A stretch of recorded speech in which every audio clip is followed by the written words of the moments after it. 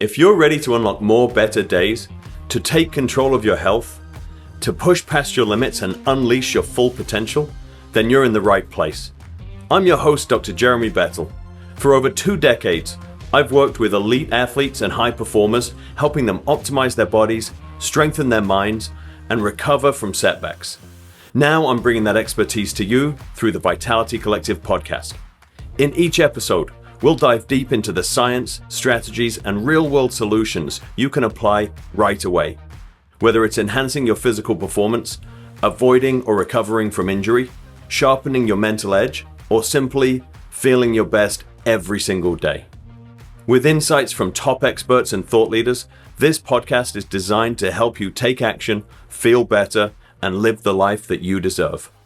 Welcome to the Vitality Collective podcast, where every day is vital. Today, I'm joined by Dr. Carlos Daniel, an athletic development coach with a PhD in health and human performance and over 22 years experience as a player, coach, and educator in the basketball world.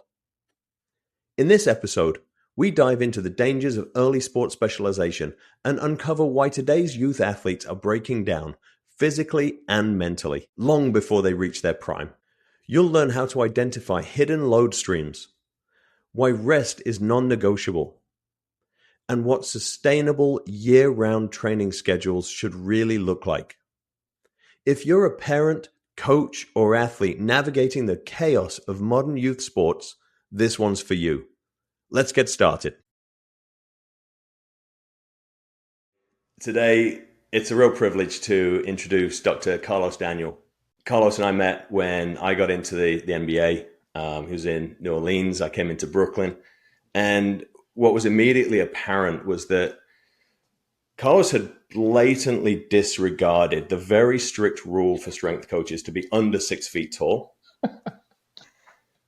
It's sort of an unspoken rule among strength coaches, and we take a lot of pride in it. And then in comes Carlos, just literally head and shoulders above the rest in so many ways. But we let him stick around because he's a great guy and he's a great strength coach. And we are here to talk about how we can set up youth athletes for success without the burnout, without the mental and physical toll that we place on them. Carlos, welcome. Dr. Bettle, thank you so much for having me. I appreciate it. Like you said, I appreciate you guys allowing me to stay in the club. That was crucial at that time, man. But it was a journey. I definitely remember meeting you because I was thinking about it the other day. I was like, how did I get on I want to go get my PhD, right? I was like, it was when I met you. I was like, no, come on. No, seriously. Because I was like, it was people with master's degrees, but I never knew you can get a PhD in this, right? And you were like, "Yep, mate, you can." So it got me thinking, hey, man, how do I get on that path? And it was definitely my introduction to you and some of the conversations we had, and when we were in I know back then. Now you think about it, you might be like, man, he was asking me a whole bunch of weirdo questions. But we were in London for the Olympics, man, and I'm like, that's right. And I'm like, hey, man, how did you do this? What did you, how did you you was explain to me the science of it all and how you came about to doing your topic and all that different stuff, and I'm just taking notes, and it was crazy because I think probably unbeknownst to yourself, you inspired me, you inspired Ramsey, right? And therefore, Ramsey got across the finish line next. Yeah. Then I finished mine, and then that inspired a lot of other people to say, "Hey, I'm gonna try it. I can do it too." But you were the first, bro. Yeah. So I gotta give you your flowers on that. No, man, that's humbling to hear. I really appreciate it. We had Ramsey on the other week, and it was crazy reminiscing with him. So when I was at UC Santa Barbara, Ramsey was a student at UCSB. Not exercise science, not anything like that. And he just wandered into the weight room one day. And he's like, wow, what do you guys do? Well, we train these athletes. He's like, whoa, that's awesome. Can I come? So we sent him away with a stack of strength and conditioning journals. And, he went away and he read all this research. And man, from day one, Ramsey was just keen as mustard. Yeah. He showed in. He was all spit and vinegar, like ready to get into it and change the world. And man, he's just gone on to great things. And Michelle and I talk about you often, and just the relationship we developed with. I think there was a core of guys in the NBA Hmm. that I think we got a really close bond with, and you were certainly right at the top of that list, and so very humbling to hear that from you. I appreciate it, mate. Man, I mean it. Like it's one of those things, bro. Like I remember also coming back out to like a little mini camp that you were doing for the Nets. And I'm like, hey man, can I Hmm. come out and just volunteer and be an extra set of hands? And a lot of guys, man, the league guys are territorial. They're like, nah, you're like, come on out, man. But what I realized after I got there, man, is like a lot of people can't take a step away from the woods to see where they stand sometimes, right?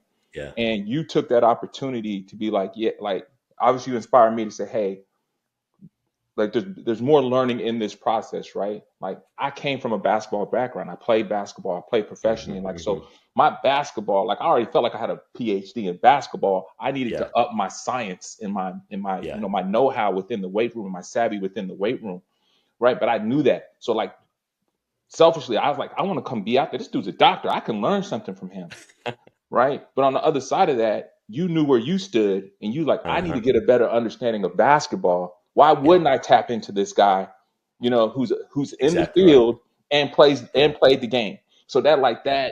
that energy, we both had a common energy that Yeah. allowed us to develop an authentic relationship. Yeah, man. Yeah, I couldn't agree more. And I think that starting with that self awareness piece is just so critical if you're going to stay on this path and really express your potential. You've just got to either have somebody that helps you identify your weak spots, or have a disposition where you're actively looking for them. But seeking out people who have got skill sets that you want, and going and being around them, it's just such a no brainer and intuitive part of this process. So, Definitely. man, tell us, mate. Tell us a little about that process, going in and getting the PhD. Like, what was your topic? What was your journey through that? So like coming into the NBA or coming into my first couple years of being a strength coach, I was like, man, these guys are like, what are like this? These guys shouldn't be having some of these injuries. Like Yeah, this is like overuse. Like why at 22 are we dealing with guys with bone spurs and right, you right. know these severe tendinopathies and all these different things? Like this shouldn't be.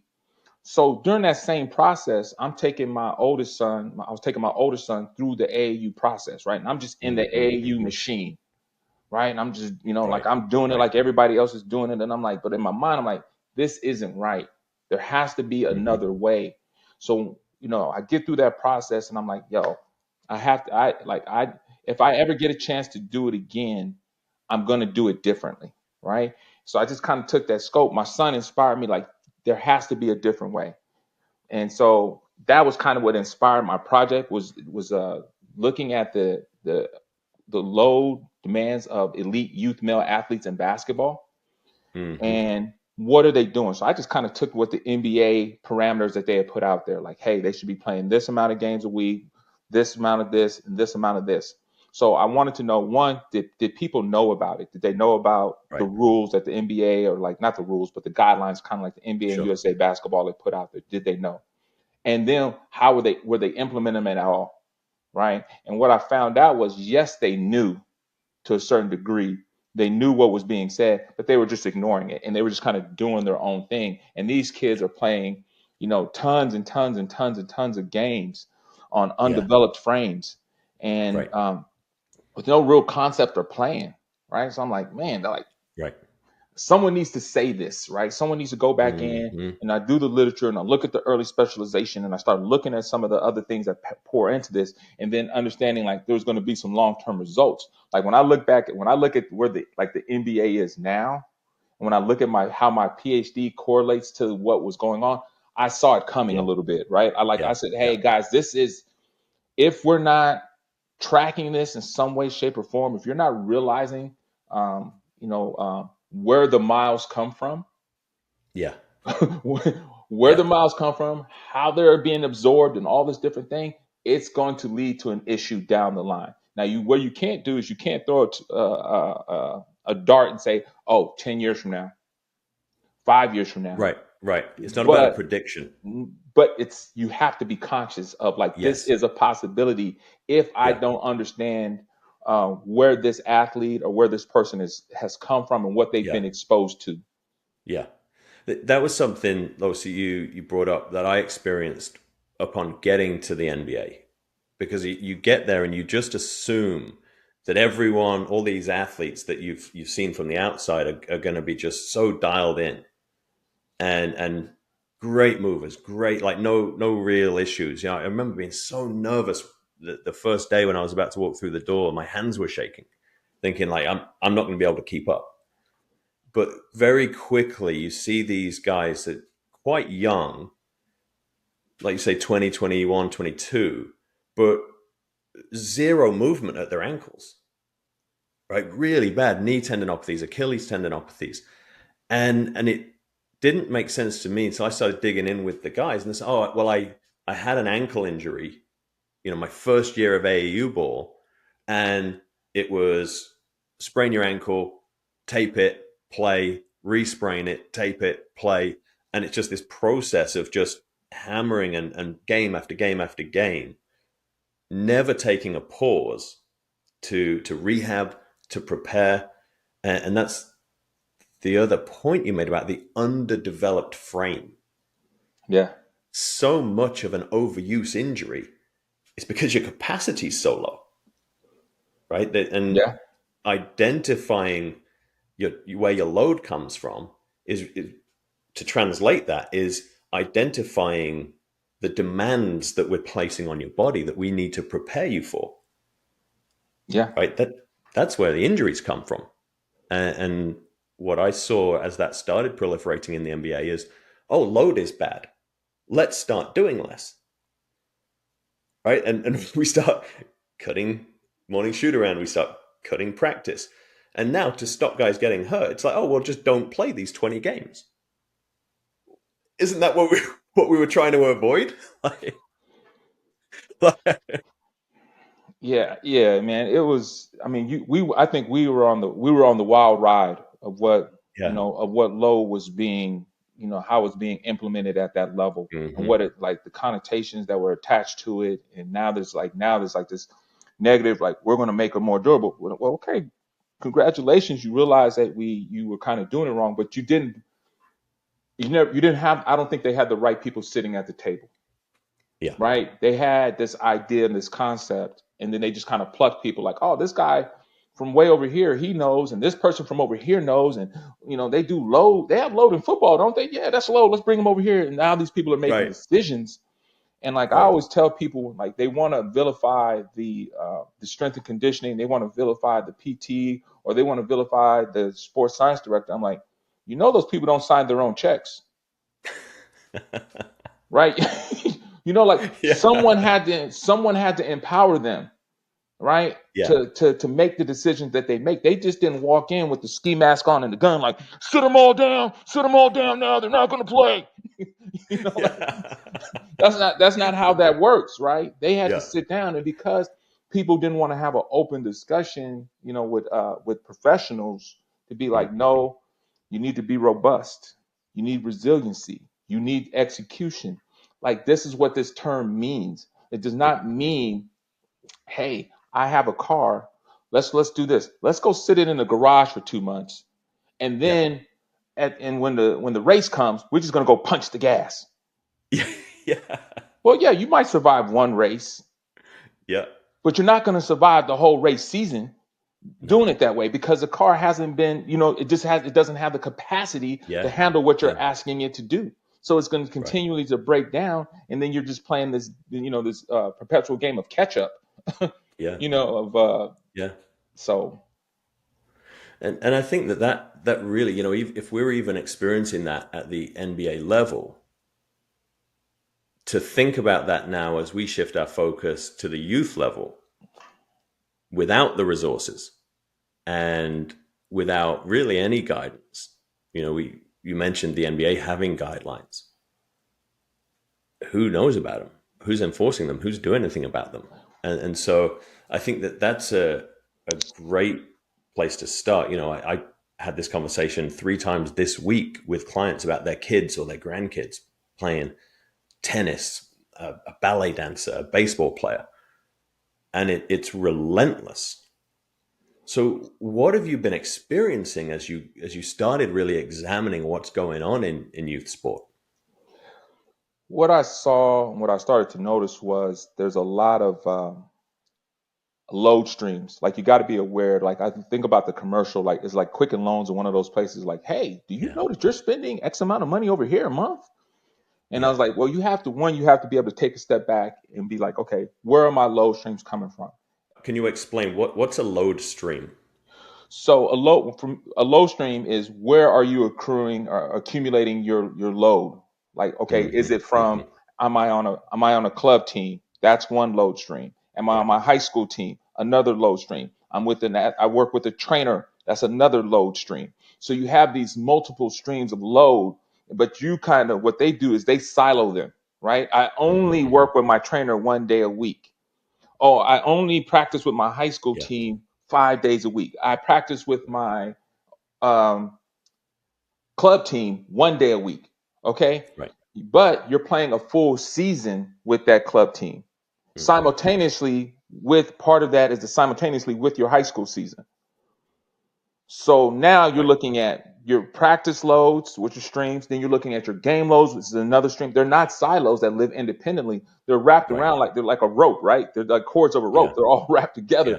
that lead to the same, lead to the same thing, to the same power Right. source. And that's what Hmm. they don't, that's what they don't realize. And then when they start to see, like, man, I'm doing a lot. So my first question would be, is like, okay, when do you recover? You're Right, exposing yourself. When do you recover? And that typically you don't have there's no recovery plan or there's no recovery modalities mixed in because it's the I'm grinding 24/7 right. mentality, no days off. Like, okay, well, the NBA takes days off, right? I, Just saying. I work there. Yeah, Don't sling that out yeah, there. They actually yeah, yeah. they actually take days off, and then because of that, you also have like there's a schedule fatigue, Mm. right? Because your schedule just overloaded. Like you said, you're talking to these grandparents and like, well, Billy goes to this on Sunday, he has this on Tuesday, he has this on Wednesday. Oh, we leave practice immediately and we're flying, we're trying to get across town so he can train with his trainer for an hour. And I'm like, okay, when did he sleep? When did he Right, eat? right, Right? And when did he actually get a right. chance to just shut his brain off? Your body only heals when it's sleeping, dog. If you're not sleeping, Yeah, you're not fueling, you're consistently running on reserves and trying to execute and perform and make crucial decisions. Man, that's a lot. yeah. Well, and what I ran up against, even in the NBA, was this mindset among coaches, and I'm curious if it's the same. But he's young. Oh, he's young. He should just be able to do that, right? He's not an old guy, so yeah, he's got to work out with you. He's got to do his pregame with the coach. He's got to be in after practice with the coach. He's got to do all this extra stuff because he's young and he shouldn't be tired. So I relate that term when people start talking about he's young, right? And I equate that to new, Yeah, right? I got a new car. Okay, so say you go out and you buy a new car today, right? And they tell you you have, there's a 100,000 mile warranty, 5 years or 100,000 mile warranty on it, right? For your powertrain, yada yada yada yada yada, yada, right? But you take this new car and you drive it every day as hard as you possibly can, every day, every day, every day, every day, right?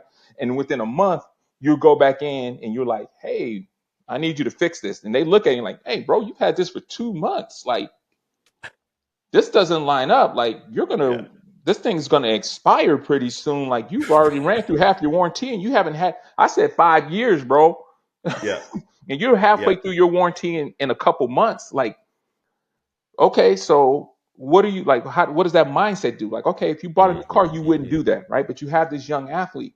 And then the next question I always ask them, and they always get this blank look on their face, is like, okay, yes, they're young.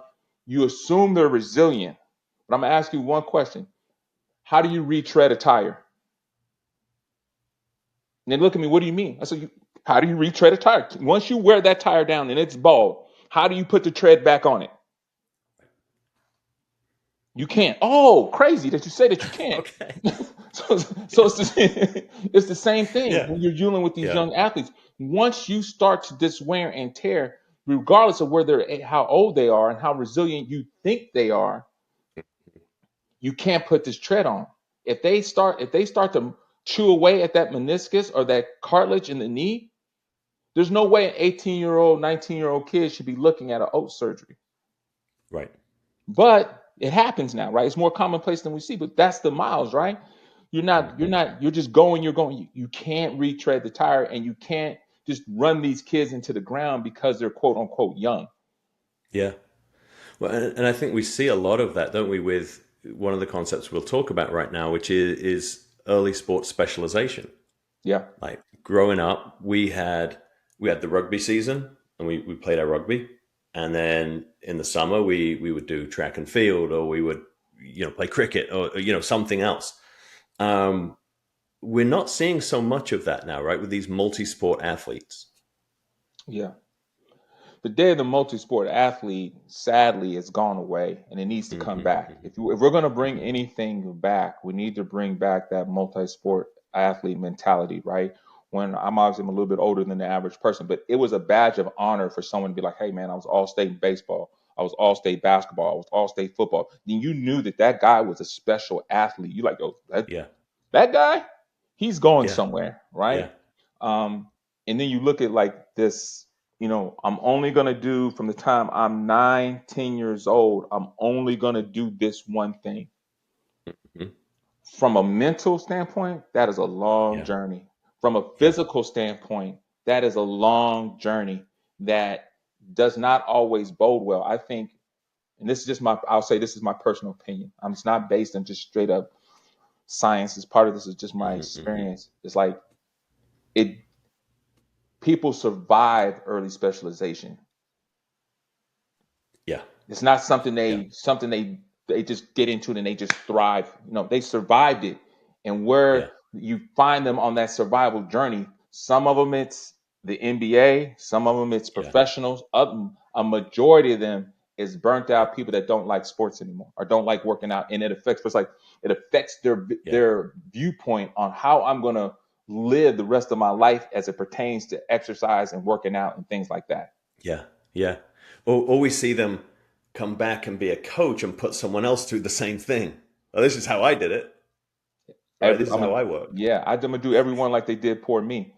And Yeah. I went through, and that's why I said when I went through the process, like Hmm. this has to change. So I had my Yeah. older son went through it. Now I have my younger son, and my grandson. Like now I'm coaching them a little bit and I'm helping with them. I'm like, no, Yeah. buddy, like we're not doing it the same way. Why? Because I know better. Right. So I'm Right. going to Because do better. yeah, that's called learning. Yes. And it's interesting, isn't it? Because this specialization didn't come with, okay, basketball season, football season, and so on and so on. Basketball season just replaced all the other stuff. So now it's not even a season where you now have the summer to ride your bike and play with your buddies and all the rest of it. You're just year round. So Yep. now those miles, they start accumulating so much earlier. When I think about Kevin Garnett, we got KG in Brooklyn when he was 38. Man, fifth most minutes in NBA history. And those miles were showing, Yeah. right? We probably got him 5 years too late to really move the needle on our performance as a team. But having seen both ends of the spectrum, and now the earlier we start accumulating those miles, you still only got your 100,000, right? And if you start, as you say, you start earlier and you start fast, man, that can really catch up with these guys quick. Oh, it does. I mean, if we're looking at it too, you see the window is moved back. If you Hmm. look at that, we used to see some of these overuse injuries, some of these other things that guys would particularly start to have in their early 30s. That window is now shifted back to like 24 to 28, in my opinion. Yeah, I would want to do more of the science and the study on it to say, sure. hey, to put an accurate number on that. But from my standpoint of just being a part of the system and looking at it, the window is shifted. Careers are Yeah. shorter. Like there's Yeah. always there's outliers. You have these once in a lifetime guys like you have a LeBron, but like please throw him out of Yeah. the mix and just look at Yeah. everybody else. Like the window is shorter, it's shifted back. What type of injuries are you having at certain points of your career? Like I said, when I was coming up, someone having an Achilles tear early Yeah. 20s, like no way, that's late, that's early 30s, maybe 34, 35. You start Yeah. seeing this is Yeah. more commonplace, and it was automatically attributed to the miles, right? Right. When it happened, it Right. was automatic. Oh, that guy's been playing for a while, man. That It was Yeah. inevitable. That was coming. Yeah. Yeah. Yeah. um so now, but you look at it now and it's moved back, and now we're just accepting some of this stuff as it's okay. Like it's Yeah. just a part of the process. And because obviously population grows, people grow, like we just have so many numbers. It's like we can just throw Mhm. so many people at Yeah. it. Whoever Yeah. survives the gauntlet is, we'll just accept that. We're not worried about the other Exactly. people that Yeah. couldn't make it through. We're just going to worry about the Yeah. ones that survived. And that's where I think it Yeah. needs, people need to be educated and understand like what they're potentially tapping into, and what they can do just a little bit better. Just tweaking a couple Yeah. things. It's not like you have to tweak the whole system and turn it on its head, but you do need to pay Mhm. attention to some things. So, I saw this a ton in professional soccer, and I saw that sort of matriculation of talent from those lower levels, grassroots levels. And the way City Football Group had set up their clubs was they could move talent around. The group owned the player rights, and they could place them at their clubs in different leagues with a view to, if you play a certain number of minutes within a certain league, you will develop as a player and be able to either move on to another club for a big transfer fee or make your way up to one of the bigger clubs within the group. And I saw exactly that. It was the thought that playing the game was it, right? Just play more of the game. And there wasn't that physical development component to it. And so the number of players that we actually missed upon within that group because they fell away because of injury and burnout and all the rest of it, it was a numbers game. We had enough people coming through that it was still profitable, and you still had the talent. But man, what it could have been if you'd really put some structure in place. And I'm interested in what you saw in your research in terms of the risks um, of this early specialization. What are we seeing? You mentioned some of the earlier shift in injuries you'd expect in an older athlete, but what are the other risks of being a youth athlete and specializing super early? I think the main one is the mental fatigue and burnout. It penetrates so many other aspects of your life, right? Hmm. Because I went through this, now I have this adverse energy towards just fitness and working out and being healthy. Yeah. All right. Like, and sometimes, and you put so much stress on your body and you realize, well, I'm not even capable. I have to figure out a new way to do some things in order to be, and like, do I want to put the energy into it? To Hmm. figure out a new way to run, jump, exercise, be healthy, Yeah. because it was something that I did, every day since I was 19 years old. Like Hmm. it's Hmm. ingrained in me. So people just have this adverse, like this adverse reaction to it. And I think that's Hmm. the real harm because of the long term mental gain, right? Like how Yeah. does that, Yeah. Just like the I it's fatigue. yeah, the fatigue overall. Like I just think it Yeah. bleeds in so many other aspects of your life, that Yeah. people just aren't aware of it. Like, and it, because of that, it also has the way of affecting relationships. Hmm. Because if a parent Interesting. is pouring into X amount of dollars, like you feel an obligation to do this, Yeah. right? Yeah. And like now I feel obligated. Now I'm letting someone down, and then when I don't want to do it and I'm burnt out and I physically can't anymore, I've let them down and they've wasted all these resources. And that's how people explain it. I wasted. I spent so much money on you. Like yes, Yeah. Yeah. I could tell parents right up front, like whatever you're thinking you're getting ready to spend on this, on making this your child an AAU elite athlete, if you just saved it, you'd be able to send them to college. Yeah. Yeah. It's like going to Vegas, isn't it? You better be willing to lose that money. Yes. Like have it to lose because Right. Because you're going to end up, your odds aren't good. you potentially are going to be paying for college twice. Yeah, yeah, exactly. And if We, you we didn't saw have that in it, hockey. Like hockey, man, was crazy up in Toronto. We There was a guy on our team, good player, he couldn't ride a bike until he was in high school. Right, like these guys that grow up on skates, they parents are probably investing about $30,000 per year by the time they're 12. that's crazy. Ice time, equipment, coaches, and about 60% of the NHL comes from Toronto. And so if you're in the greater Toronto area and you're growing up and you want to be a hockey player in the NHL, you feel like you've got to keep up with this routine that everyone else is doing. Right. And I think that touches on the next thing I'd like to discuss is this sort of fallacy around what is promised by specializing early and this accrual of expertise. We talk about 10,000 hours to expertise and all this sort of stuff. Talk us through that a little bit. You mentioned it in your article that you published, and it just doesn't seem to hold true. No, it's not. It does not apply. And when I say that, people kind of get a little sideways. Like, what do you mean it doesn't apply to 10,000 Hmm. hours doesn't apply? Well, you're talking about a finite skill. If I Right. say, if you want to spend 10,000 hours on being a better shooter, you might be able to get there where you're going to become a Right. more proficient shooter by spending that amount of time. That does not make you run. That does not make you jump. That does not be able to make you be able to slide your feet. It does not make you be able to read a defense. It does not make you able to do any of the other things that are contribute to make Yeah. you an elite basketball player. You're good at one aspect of that. Hmm. So Hmm. understanding like that doesn't line up. What okay? I'm just going to spend 10,000 hours. It doesn't line up and it doesn't apply.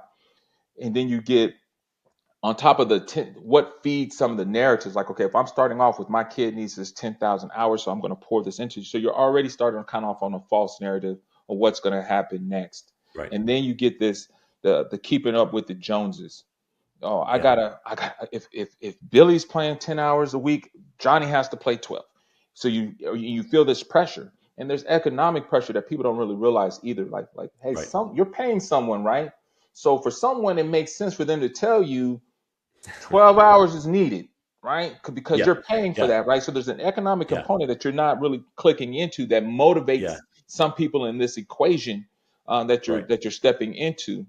Right. And when Follow you're the doing incentives. right, so when you get to that, hey, I got to get to this 10,000 hours. I got to keep up with the Joneses. You're creating a culture and a narrative.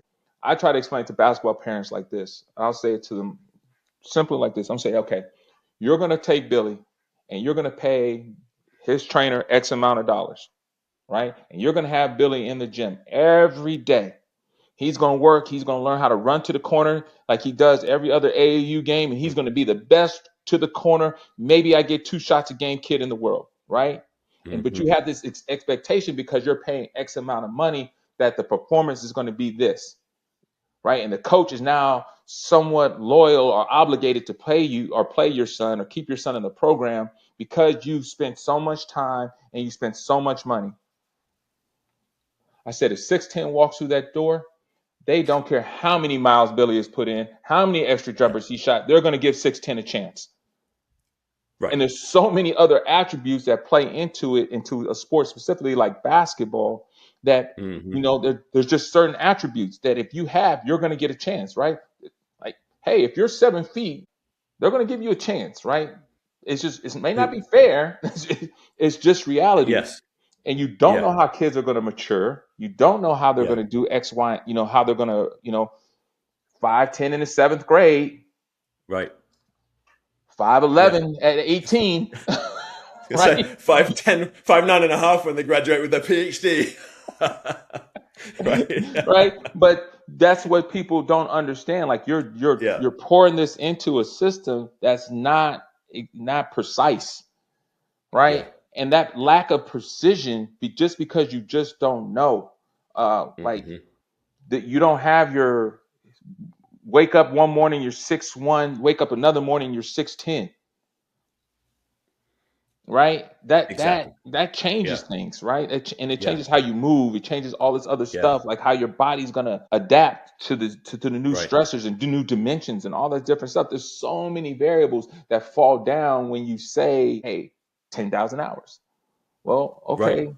10,000 hours for someone who is 6'8" and has a +5 wingspan and a 40-inch vertical. That's different than 10,000 Yeah. Yeah. hours at a Take a seat, specific skill. 10,000 hours. Yeah, 10,000.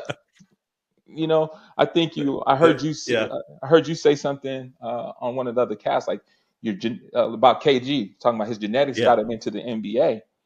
I was like 100%. But then you said some other stuff, and I just kind of went off. Like I started thinking about it. I was like, well, it was his commitment to discipline that influenced the amount of time he would stay there and the Right. quality of the time he was there. Right? Right. Like Right. you Like take. he was, and that you mentioned LeBron. Like when we talk about LeBron, when we talk about Kobe, when we talk about Kevin Garnett, we talk about Jordan, like they had the genetics that they were going to walk through the door and coach was going to give them a chance. Then they had that next piece. I always bucketed them into like there's your top tier, your middle, and your bottom tier. And often your 10,000 hours were down here in the bottom tier. They were the guys that weren't going to play many minutes, but they were good roster guys because they were going to work real hard. And if they weren't putting in that time, that work, they wouldn't be close. Right. But people made 10, 12-year careers from being that 14th, 15th man because they were working. But you could have this guy that walked in and with no discipline, was tall and talented, and could make it into that middle and actually get some minutes. Yeah, that top tier And is that's different. tough on the guy. Yeah, But I the think. top tier is different. Top tier's got both. Yes. So I think you and I had a conversation. We were in London, and we were sitting on the court side. It was like me, you, and a couple. I think at the time it was Yeah. Mike Mencia, a couple other guys that were training Yeah. in the league at the time, and we were all like, "Well, how would we rate these guys? Like, who's the best athlete here?" And we started laying down like Yeah. these tiers of like, okay, who would be your fastest, who jumps your highest, who has this attribute, who Yeah. has this attribute. And when the list shook out, it wasn't like Kobe was the top. He was in the room, but he wasn't the Yeah. top. It was like Russell Westbrook or LeBron. Why? Because he's in the top 5 of every category we listed. Therefore, Exactly. he's going to Yeah. be, but that's what we don't understand. Like when we're saying elite, and I think that's what we need to do too, even with this early specialization, with the goal of being elite, we blur it and everybody gets lumped into this. You can be elite. No, there's supposed to be, and there is outliers. Elite is Right. not something you can manufacture. It's either these No. are these are attributes and qualities that these people were either born with. They Yeah. didn't, like they Yeah. didn't go into the room like, okay, let me get this next 2 inches. I'm gonna hang upside down so I can get from 6'5" to 6'7" in it, and that's Right. what got them over the Right. top. You can't manufacture it like that. That burst, that speed, like you can't manufacture Trust me on something. that. Yeah, like I'm 5'9.5" with an equal wingspan. It's like I wasn't going to be on an NBA roster. right. So like Try as I might. but understanding that, like when we had that conversation, like okay, there's levels to it, and Hmm. when you understand what divides the levels. And when you take that and you apply that, like when we're looking at, what truly is elite, and we're not just kind of using it as a catch-all term for anybody that plays more than 10 games a week, you're elite. Or you're playing an Hmm. elite schedule because you play 150 games in the summer. That doesn't make you elite. That makes you Right. tired. I was going to say. Yeah. You are a Well, and tired athlete. I don't know if you're an elite yeah, athlete, but you're tired. yeah. But you are definitely tired. That was the Yeah. other thing about the young athlete is, man, he's out of shape. Like, no, he's tired. Like, we can be tired, right? It's allowed, but that's a part of the Yeah, culture, right? If you're yeah, not doing something every minute of every day, you're missing the bus. You're gonna miss the bus, and it's just not true. right. And I think what that alludes to, you mentioned training and playing all these minutes with for the purpose of being elite, right? what I've noticed here in the US especially is that youth sport is about performance rather than development. And so even how we frame playing, it's not for fun, right? This is not an enjoyable thing that the kids are doing spontaneously and really loving and enjoying. They're having pressure put on them that really shouldn't be there until they get to college and into the professional ranks when they're emotionally and physically mature enough to deal with the sort of expectation and pressure that's being placed on them now at 10, 12 years old. And it's creeping into the elite systems in the UK. Like Manchester City have an elite under fives team. Dude, if you can't tie your own shoelaces, you're not on an elite team. Like, I'm sorry, just that's not a thing. It's a blanket catch-all term. Like, what makes them elite, right? Like, we Yeah, know when we look back, when we said to qualify for the Olympics, you have to hit certain times. That's what makes you an Olympian. We've right. just kind of taken the, hijacked this term and threw it at everything. Elite what? So when I walk into a Yeah. gym and a kid has on, Austin Elite, and you're an aggressive YMCA player. What? Yeah, yeah, right. Like, the only thing elite about this situation, that's elite money. You wrote Yes. an elite check, but Yeah, from the physical attributes of what it means to be elite and to yeah, truly understand that, like, there's different lanes. Or like, people yeah, don't realize, like, hey, just because you play 150 games or 82 games like an NBA, like an NBA schedule or an NBA player, does not make you an NBA player. hmm, And that mindset of understanding, like, to explain to parents and to explain to people, like, who's, like, I'm telling you this, I'm not, as Carlos Daniel, I'm not telling you this as someone that just wants to sit on the soapbox and preach it to you. I right. played the game, I've coached the game, I took a kid through it. I've developed athletes, I've worked with the elite, true elite athletes. I tell people all the time, like, Yeah. everybody thinks their kid's a thoroughbred. You know why they think that? Because they've never actually seen a thoroughbred run. Because when you see it, Right. when you Dude, see it, you're gonna be like, dude, "That's not my kid." I, I tell people all the time, like, and you brought it up a couple of times. Me and you sitting in the bleachers watching USA basketball at the London Olympics, and you're looking at that roster like, oh my god! Like, I remember we were over there. We played Nigeria, and we beat them. I think by like 150 points. And the media was like, Coach K, that was disrespectful. And he said, well, the shot clock's 24 seconds long. We got to shoot every 24 seconds. I bench my starters. Who am I bringing on? The best player on every other NBA team. It's like, if we have to shoot every 24 seconds, we're going to hit every shot. Yes. Like, is it more disrespectful not to take the shot, to just hand them the ball? Though, like, when you've seen that level and you watch that, I think the most fun was watching them in practice. Oh, And like, you watch those guys go one on one with each other, and you just this is just ridiculous. man, like, I don't think, like, you're saying that, and I'm like, you don't people don't realize, like I said, they just assume because you play. And I think basketball is one of those things that it just kind of happens in, because it's something that you could just get off your couch, get a few of your buddies and do. Everybody feels like they can coach it, everybody feels like they can teach it, and all this different, those kind of things that go into it. But they don't realize, like when you walk into that space, like we walk into that gym, and I'm not just trying to be, the guy to say, let's just drop names, right? But I'm there with a younger athlete who's just that's a rookie going into the league, right? I'm there with Anthony Davis. You're there with Mm-hmm. Darren Williams, right? Mm-hmm. Now, both of these guys in their career, really good players, made a ton of money, made some Yeah. All NBA teams, all this different stuff. And when we looked at that, and when they were in that room, as good as they were standing in the room. They weren't even kind of close to the table. They're standing in the room.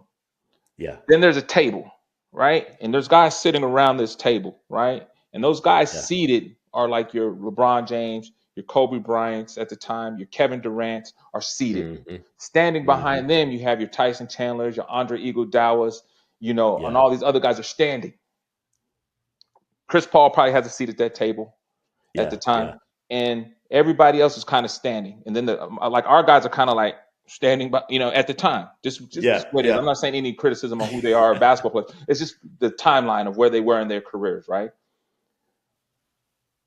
There's levels to this, man. Like those dudes are like when we're talking about ranking these guys, like Yeah. the in that room, everybody's considered somewhat elite, right?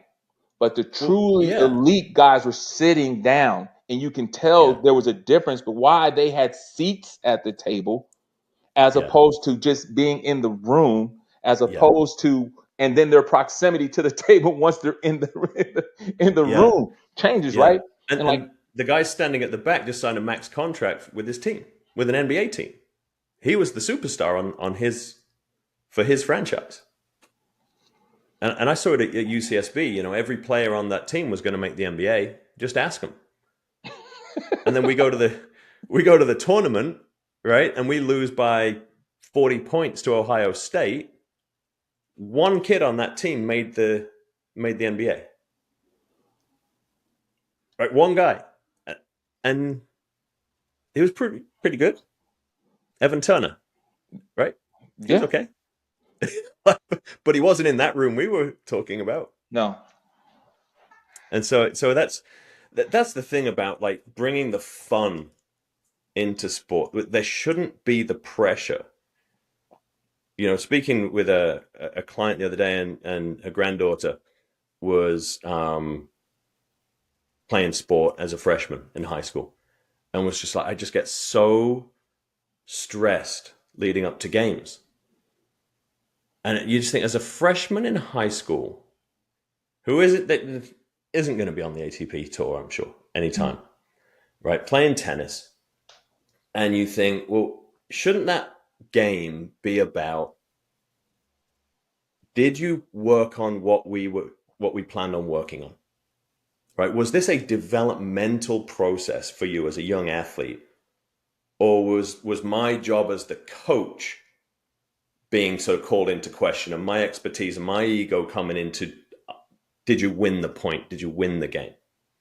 And that's where I think, as we look at that very, very top end of sport and understand that that's what pressure is in sport. But down here, it has to be about fun. it needs to be like there needs to be a shift from this pressure, but I think it goes back to the culture. If we're talking Hmm. about the culture and the investment into the culture changes the Hmm. pressure, right? That kid knows how many hours and how much money mom and dad has spent on X, Y, and Z because why? Mom and dad tells them every chance they get. Hmm. How much I spent Hmm. on trainers, how much I spent on this. So now you need to perform. Right. Like, and that Right. performance anxiety is beyond just like the normal that you would think goes along with the kid playing the game because the stakes go up. The better the Yeah. competition, the level you raise, like the competition and the expectation goes up. Mm. But it should be reasonable, right? It should be manageable to a certain extent. But when you look back at Hmm. on like, hey, I've invested so many years, I've invested so much money into this, a false expectation grows. And when that expectation isn't being met, because like I said before, you're dealing with so many other variables that contribute to what really makes someone elite, what's going to make someone a pro. It's not just this one thing. You can do just this one thing, and that's going to Yeah. guarantee you a chance to step into a room or a seat at the table or a voice at the Yeah. table. It's not. There's too many other variables that are that are that are in play. Yeah. That you have to be conscious of. So talking to like educating parents like, hey, you got to take some of these other things into account. Let's just you're not So gonna miss the boat. yeah, and I think that's really important. Then we've sort of talked around the problem. Let's talk a bit about what we can do about it, right? What can a parent do? Because they're not going to have catapult monitors to monitor load, and they're not going to have like all this stuff. So practically for the parent of a youth athlete or a grandparent, or for a coach who might be listening, someone who's coaching a young team, let's build them a framework. What should a week look like, for example? And we'll zoom out from a week, and we'll start building some bigger phases into this. So I think you need to be aware of all the things that your athlete are doing. What are the streams as a parent? Like, Mm, what am I asking them to do on a week? And you have to take in the mental component as well. How much time are they spending in school? They're not paid. Like, they do go to school all day, right? So mm, you're tracking, like, okay, what are they doing mentally and physically from school? What am I asking them to do with sport? And then when do they sleep and eat? And then what do they, what are you putting yeah, into their system? Like, you got to kind of yeah, break it down to those levels. But once you kind of get that, okay, how many hours a week are they typically putting into it? Right? And then start to say, okay, I see all these hours where I'm spending. Where am I saving time? Where am I getting some yeah. hours back? Where am I getting some time back that I can allow their bodies to rest and heal and do the things that it needs to do? So when you take that step back and you start to just do like this from a simple accounting standpoint, like, hey, there's Hmm. 24 hours in a day, there's so many hours in a week. How are we spending these hours? And you just kind Yeah, of do an evaluation of those hours. Now you look at, okay, maybe 4, 5, 6, 7, 8, 9 days in a row aren't isn't good, right. right? And I want to touch on that healing part on the body. Don't just think about that as a parent from I'm a healing from injury. It's recovery and an adaptation to the stimulus, to the load that you're giving them. Right? The body only adapts when you're resting. It doesn't adapt when you're pushing. We balance stress with recovery. So it's not just that they need time off when they're hurting. That's too late. Um, the other side of that I'd like to ask you about is, what about non-sport preparation? So, us as strength coaches, we were there to build a robust, resilient athlete and prepare them to meet the demands of what's being placed upon them.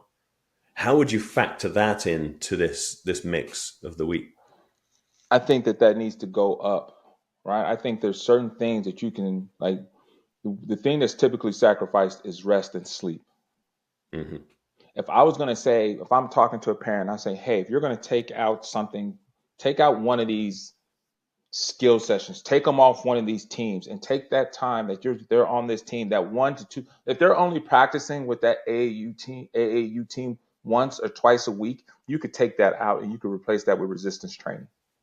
Yeah, yeah. Because It's not something you would add to no, all of the sport they're doing. no, you don't need there's because there's only so many hours in a day, right? And Yeah. there's almost so much that body has the capacity to handle.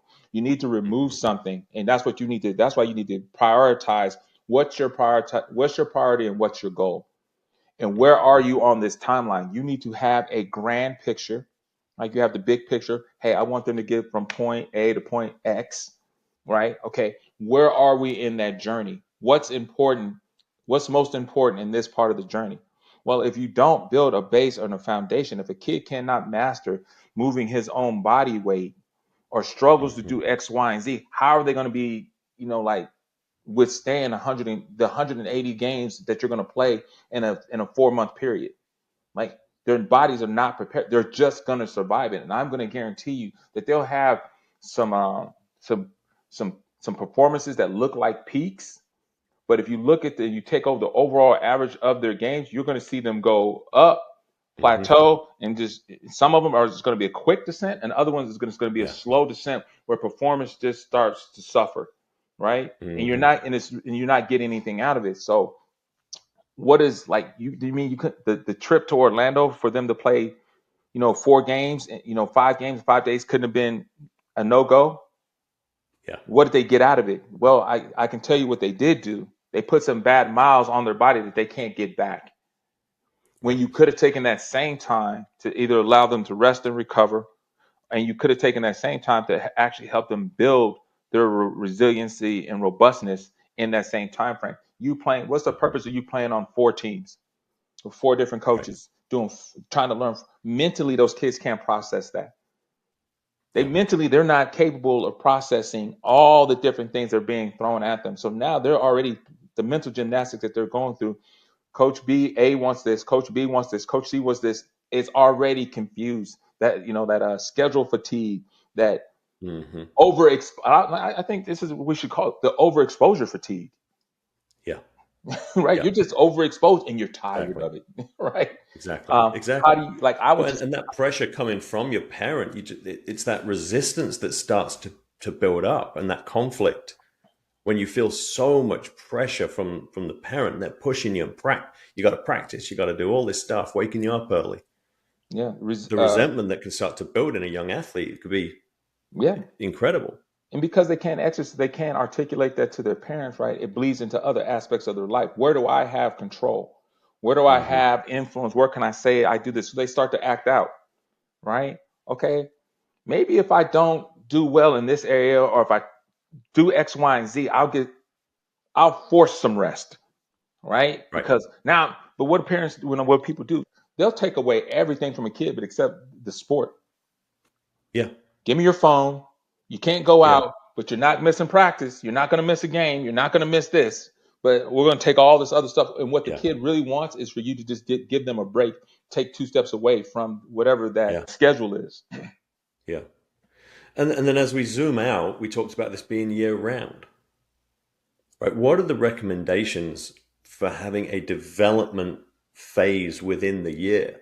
A time where you're stepping away from the sport altogether, letting your body recover, heal, physically preparing. Because all the pros, everyone who doesn't make the playoffs, you've got 4 months off, right? And you have an off season to prepare to go into the rigors of the next season. You're potentially preparing your body as a young athlete for a system that doesn't exist on the other side of where you're going. Hmm. Like what you're doing, like eventually, like you said, like in the pros, like we're talking about, if we're going to say from a pro standpoint, what should we emphasize on these kids?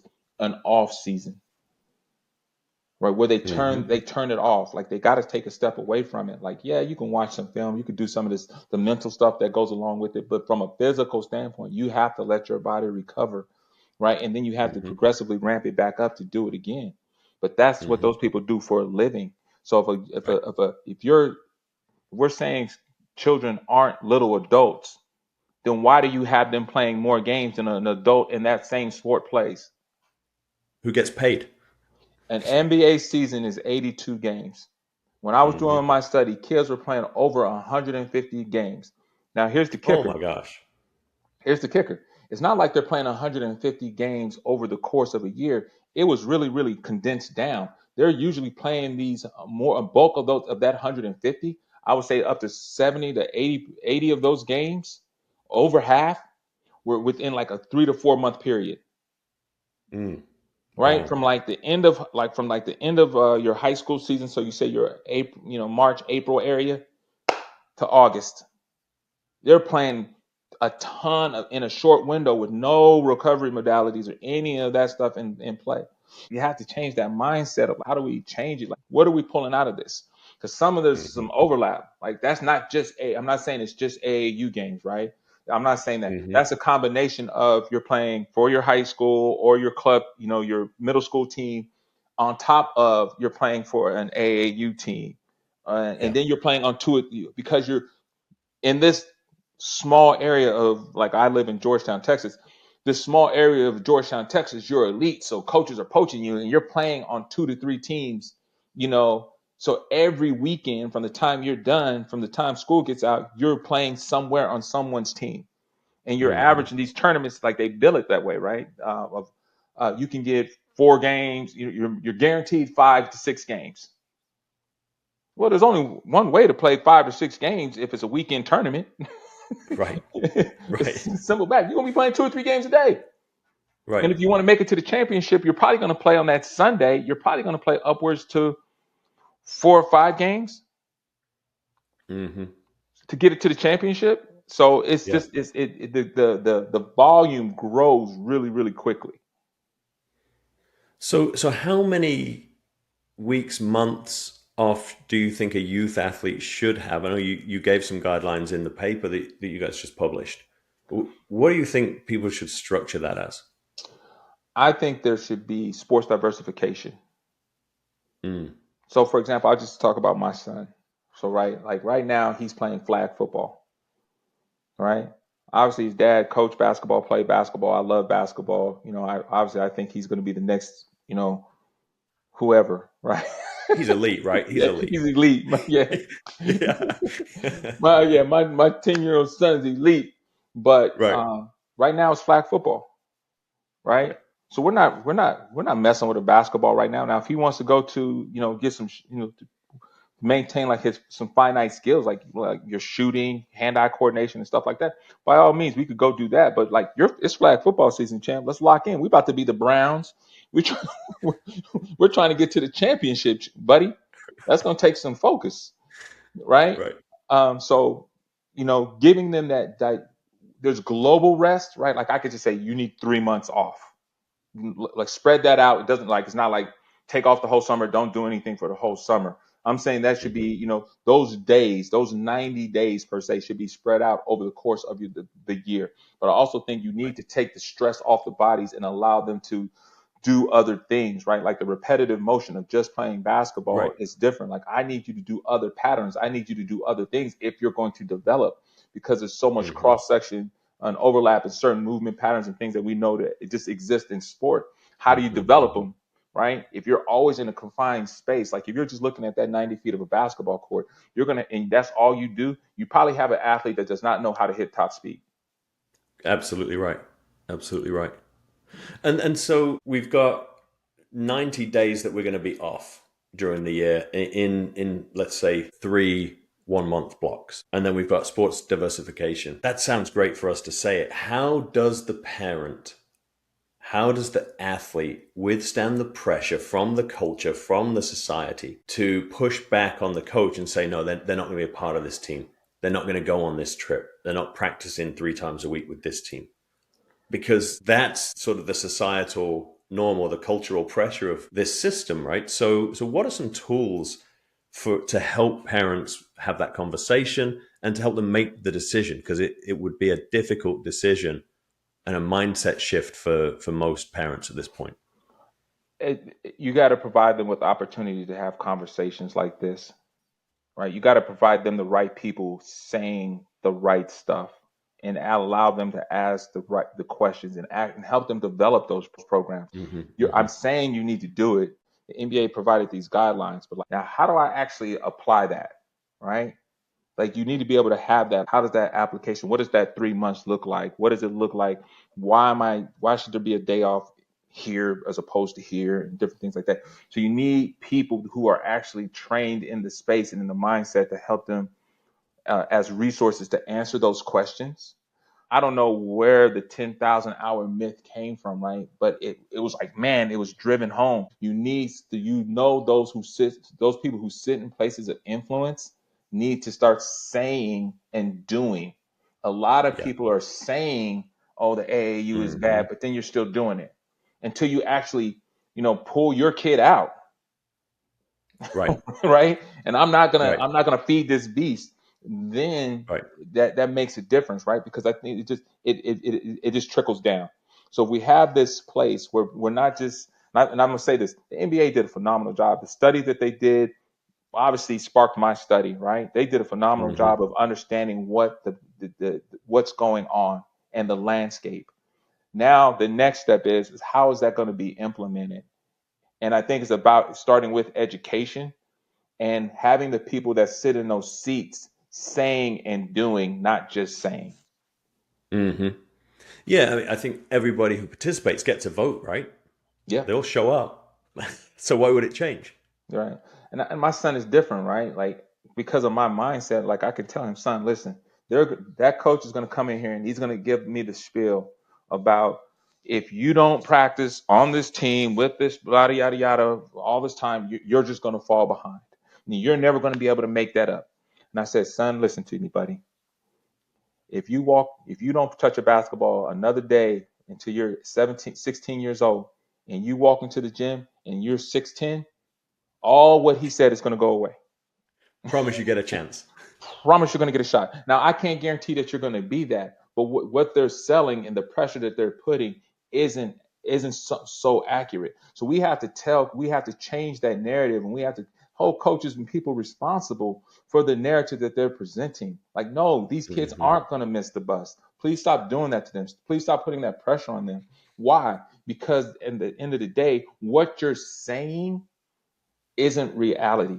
It's not actually what's going to happen at the end of this story. Right.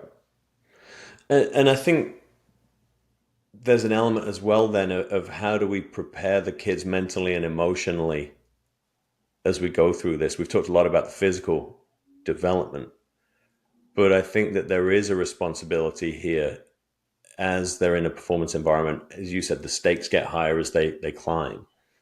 There needs to be a little more acceptance, openness to therapy, sports psychology, all of these things that can give these young athletes the tools to be able to function. Because as you described that Olympic room, and we had the guys at the table, the guys standing around the table, and then the guys against the wall at the back of the room. My PhD research was in what separated the guys at the back of the room and the guys at the table. And it was the top 3 inches, right? Yeah. It's what's between the ears. I describe Joe Johnson all the time. I did a talk to a group the other week on pressure, and we can think of any number of these people, but his name's ISO Joe for a reason, Hmm. right? If we were down to 10 seconds to go, nobody in the arena thought anyone else was getting the ball, Right. right? Like it was going to Joe. It wasn't that there was less pressure. It wasn't that it wasn't that he was any different or a better shooter than D Will. It's that he didn't register that as pressure. It was the same shot for him, whether there was 10 seconds left, we're down two, or it's the first shot of the game, 0-0, and he's taking a shot. It was the same shot. He was just going to do his thing. He's going to back you down. He was going to turn and take his shot. And so I think how we mentally prepare young athletes to deal with pressure and maintain composure could be hugely, hugely advantageous and probably better for the athlete in terms of actually becoming elite. I agree, because I think sometimes we try to teach someone's moment of innovation as if it's a skill, Mm-hmm. and we're Mm-hmm. also trying to teach someone's athletic or mental competence um, as a pattern or a Yeah. lift. Like, oh Yeah. no, no, no, no. Like that's something that is developed over time. Like not everybody's built like that. Like not, Mm-hmm. like ISO Joe, like he might have, had some things where he's in his backyard as a little kid talking about 5, 4, 3, 2, 1, turn Yeah. around, jump Yeah. shot. Yeah, he might have done that 1,000 times, but it wasn't with money on the line. It wasn't with the thousands of people standing there. So it changed, right? But what did he have confidence in is that his preparation gave him Mm-hmm. such a level of confidence. Like he knew, like, hey, I've done this 1,000 times. I know, Mm-hmm. you know what I'm going to do. I know what I'm going to do. You need to be good enough to stop it. Well, and you know what else Joe did that nobody knows? If you went down into the lobby of any hotel we were staying at 5 in the morning, Joe Johnson was down there waiting on an Uber with a yoga mat on his back because he was going to go and do yoga and breath work every single morning to regulate his nervous system. Right. And for him, it was about breathing. It wasn't about stretching. Because I asked him about it, he's like, man, as soon as I dialed in the breathing, I was hooked. He knew how to regulate. He practiced regulating. Not Yeah. only could he make the shot, and it was amazing. The one time I saw him do it, we were playing in Milwaukee, and it was when Giannis just come in the league. He was a rookie, and Joe's backing down Giannis, and he was telling us about it after. He's like, "Man, this kid doesn't even know how good he is yet. Like he was touching the ball. He's like, but he just didn't take it. Right? His arms are like 12 feet long. Yeah. He said I couldn't keep him off it. Right? Like, Right. And Joe takes the shot, wins the game. There was just a difference between them, right? This new kid who'd just come in didn't have the confidence to knock that thing out of Joe's hand, but Joe just having the composure to have somebody hitting his hand, hitting the ball, and just, nope, he just had his breath work, he had his rhythm, and he just did it. So it is a conscious practice versus oh, you'll be able to do it in the moment. You can't just call on that. Yeah. And I think and I've heard it before, and I mean, there's a difference between working out and actually training something, Yeah, right? yeah, I can give you a good workout. It doesn't mean yeah, I'm training you to run a marathon. yeah, Right? yeah, And I think that's where this mindset too is like these when we're talking about what can we give parents and what can we give kids, because your kid is working, quote unquote, working out all the time does not mean they're training for their goal. Mhm. One more time, let's take a step back. What is your goal? Where do you want them to Right, be and where are they on this journey? right, Right? Just because you go to the gym and you work out with this guy and you work out with that guy and you work out with that guy, all they're doing is taking you through. It's not personalized. It's not for you. It might not even be designed for the attributes of your body and what do you do right, well. But right. you worked out 4 times this week, and it sounds good to other people, right? Yeah. Where's the substance? What was it built on? Hmm. How is that going to actually make you better? I'm just going to tell you that if we're going to train, if you're going to train, then let's have a plan and a goal in mind. If you just want to work out and you just want to be a part of the system, that's also there's nothing wrong with that. You just have to know where you are and having someone help you to kind of not define because the lanes can change, right?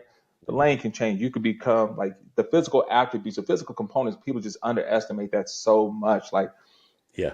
the best 12-year-old probably is not going to be the best 15-year-old, right? The 12-year-old that's already started puberty is just going to be better than the 12-year-old that's knees are knocking and his voice hasn't Yeah. started to change. That's not Yeah. skill. That's just his physical attributes give him an advantage at that point in time. Because you Right. don't know how that's going to play out, you just have to Right. be conscious of that. But where are you? What's your goal? Making a global plan, having someone that can help you talk about it, ask the questions to, and then help you alleviate the pressure. Like how do you, Hmm.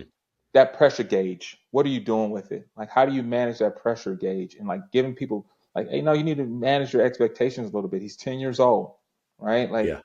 oh Yeah. yeah, he may not be able to walk and chew gum today, but give him a minute, right? Yeah. Exactly. Exactly. I mean, It'll like come. right, like you said, we both saw Giannis when he was a rookie. Right. I wasn't thinking 2-time MVP, but I will That's a say different human today. what I tell you was when I saw him playing as a rookie, I knew he was going. I can't sit here and say, oh yeah, I knew he was going to be the 2-time. I knew he I was going called to. that. Yeah, but I knew he was going to be special. There's a difference Yes. between because there's these baseline attributes, and then he had that you could tell like he was tapping The into top that three. like it's there. I don't know if he's going to tap all the way into it, but I'm Yeah. seeing him dance into it a couple times and Yeah. play and get there, right? He's going to be different. Yeah. How long he stays in Yeah. that category is going now that's a totally different conversation, but he has the ability to get there. And not everybody has the ability to get there. Yeah. Yeah. Exactly. Well, Los, I want to be respectful of your time, mate. I just appreciate you coming on so much, and what a great discussion this has been for the parents out there. We always wrap with our top three takeaways for people to take away. They're just super practical that can just really help armor the parent, the athlete, with something they can do today. I think we've touched on a number of really valuable things, but what would your top three be? Um, I would say this to people because we know about the specialization culture and different things like that. I would get people to understand that people tend to fight harder for what's comfortable than they fight for what is right. Hmm. Hmm. And you got to figure out that difference. Like, am I fighting to be comfortable or am I fighting for what's right? And sometimes what's right is being able to give your kid the time off that they need, diversifying and some of the other things that you know are necessary because it's not going to be comfortable.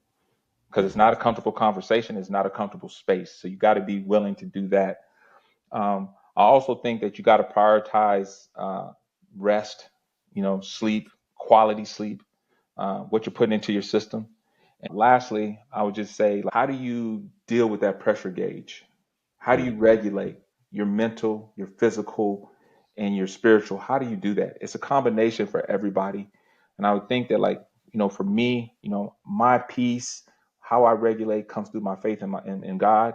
Other people is going to be something else, but you have to be willing to find the combination that works for you and be able to turn it a little bit here, turn a little bit there. And it's not just I'm just going to mimic what this other person's doing. Take a step away and really be able to say, hey, I'm going to turn and dial this in for what's best for me and the journey that I'm on.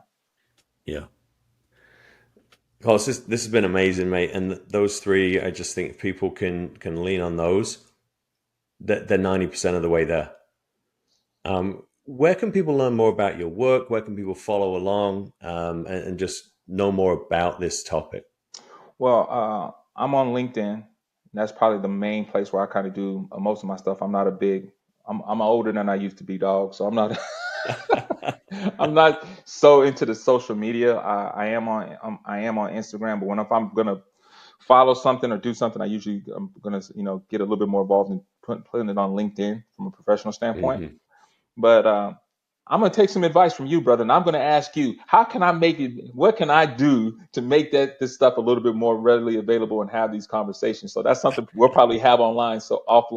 So I'll be taking some advice from you on that. I think you need to start learning some TikTok dances personally. Exactly. That's what I want to see. It's what the people want us. Los on TikTok, yes, 100%. That's what we want to see. Coming soon. Yeah. We will have that conversation, man. That I tell you what, that is a world that we have had to learn. It's so funny, in pro sport throughout my career, most of the teams, they didn't really want you putting everything out there. And so I wasn't one of those social media guys that was all out front and had a big profile. And coming out here, man, you start your own business and you got to be in charge of all that stuff yourself. And Michelle and I trying to manage the marketing, all this stuff. Oh boy, it's a lot. But brother, I'll tell you this, like, I know this about you. You're okay being uncomfortable. Oh yeah. So I know it. I know it's going to get where it's supposed to get because you're okay. Yeah. You're okay with that one component. Most people aren't okay with being uncomfortable. That is something that we have built up a tolerance to. Our trading load is on point. Well, again, this has been so good to catch up, mate. It's been wonderful to chat. Great to see you again, and we will, I'm sure, come back for a couple more episodes. I appreciate you. Thank you so much. That really was an eye-opening conversation with Dr. Carlos Daniel on youth athlete development. Here are the 3 key takeaways from today's episode. Number 1, fight for what is right, not what's comfortable. You have to be willing to have difficult conversations to do what you know is best for your child. Number 2, prioritize recovery, sleep, and nutrition. Only during proper recovery does the body adapt to training load. If you want your kid to improve, they need to recover and fuel appropriately. Number 3, find out how to deal with the pressure gauge. Know how to help your kid regulate their mental, spiritual, and physical health to deal with the pressure that they're under. If today's discussion resonated with you and you're looking for ways to integrate early detection, personalized health strategies, and strength-based longevity into your own life, we'd love to help.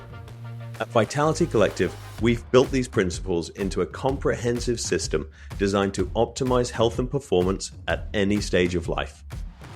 If you're ready to take action and see how this approach could work for you, visit www.vitality-collective.com to learn more. Thanks for listening, and we'll see you next time.